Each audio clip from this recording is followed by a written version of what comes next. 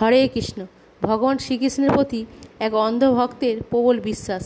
একদা পাহাড়ের ওপর একটি মন্দির ছিল, যেখানে এক অন্ধ ব্যক্তি প্রত্যেক দিন হোঁচট খেয়ে খেয়ে মাটিতে পড়ে যেভাবে হোক সে ওই মন্দিরে পৌঁছাতো, ভগবানকে পূজা দিত।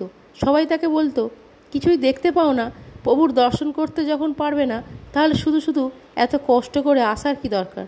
তখন অন্ধ লোকটি বলতে লাগলো, জানি কিছুই দেখতে পাই না, কিন্তু অন্ততপক্ষে আমার প্রভু তো এটা দেখেন যে তার এক অন্ধ ভক্ত প্রত্যেক দিন তার কাছে আসে আর প্রার্থনা করে।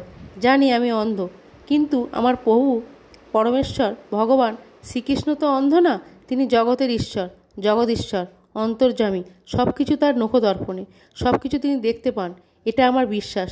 তাহলে আপনারা বুঝতে পারলে তো বিশ্বাস কাকে বলে? যেটা আমাদের মধ্যে নেই, ছিল ওই অন্ধ লোকটির মধ্যে। একেই বলে ভগবান শ্রীকৃষ্ণের প্রতি ভক্তের প্রবল বিশ্বাস।